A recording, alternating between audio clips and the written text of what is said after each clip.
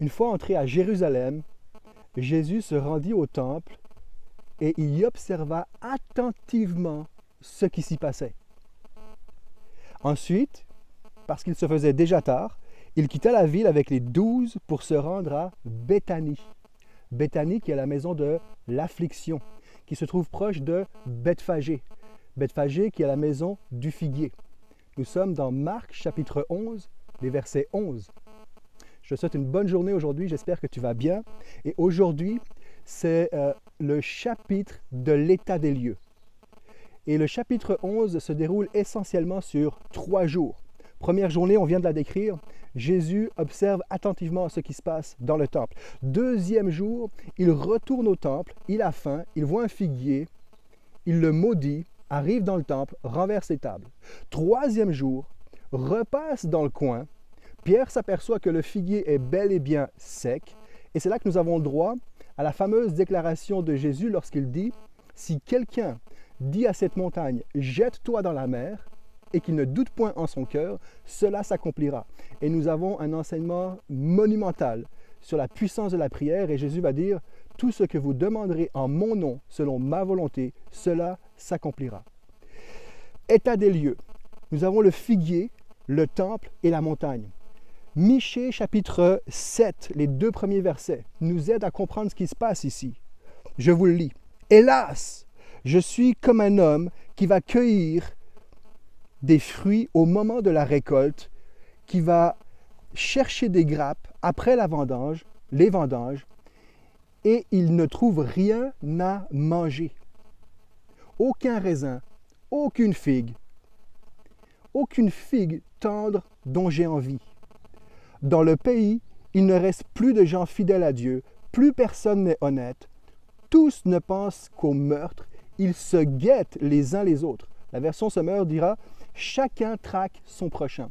Et nous sommes ici, ces 2 versets résument ce qui est en train de se passer au temps de Jésus lorsqu'il est dans ce temple-là.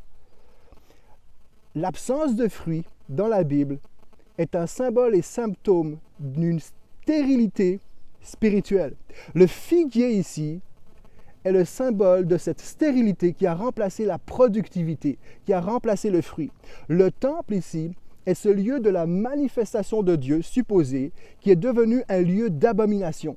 La montagne, qui est un symbole de proximité et de rencontre avec Dieu, que l'on retrouve à plusieurs endroits dans la ville, va être jetée dans les abysses de la mer, au même titre que les pourceaux ont été précipités dans le lac. C'est un état des lieux, un constat qui est tragique. Les leaders religieux, il y a un constat qui est là, c'est que les leaders religieux n'ont pas été en mesure de former, de préparer un vrai peuple d'adorateurs pour Dieu. C'est énorme ce qui se passe là. Jésus est scandalisé, il est horrifié.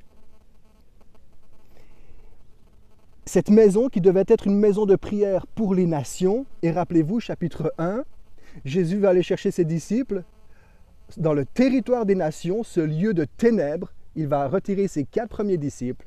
La lumière des nations, Jésus marche sur ce lieu de ténèbres et il appelle sa maison à être une maison de prière pour les nations, pour tous. Et au lieu de cela, au lieu d'être un lieu de bénédiction, c'est un lieu de trafic, un lieu d'abus, un lieu de, il le décrit comme une caverne de voleurs. C'est ce qui est en train de prendre place ici. Pour bien saisir de quoi est-ce qu'on parle, nous connaissons très bien 2 Chroniques chapitre 7, verset 14. « Si mon peuple sur lequel mon nom est invoqué s'humilie, je n'ai pris, j'écouterai sa prière, je guérirai son pays. » Mais je vous encourage à lire 2 Chroniques chapitre 6, les versets 12 à 42, où c'est la dédicace du temple par Salomon. Et vous allez voir à quoi était destinée cette maison. Maison où ça devait être un lieu de mouvement de la présence de Dieu. Et au temps où Jésus arrive, ce n'est plus un lieu de mouvement, c'est un monument qui est mort. Aussi mort que le figuier a été séché jusqu'au fond de la racine.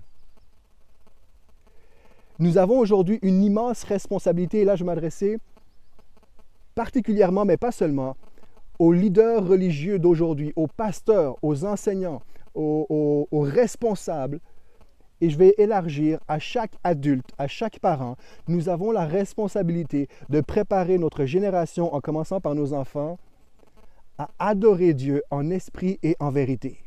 Et Jésus est en train de déplacer les choses. Il renverse l'ordre des choses. Jésus renverse l'ordre des choses et devient la fondation de laquelle s'élèvent nos prières avec efficacité. Il est ce temple dans lequel nous accédons au puissant mouvement de l'Esprit dans ces moments secrets passés avec Dieu.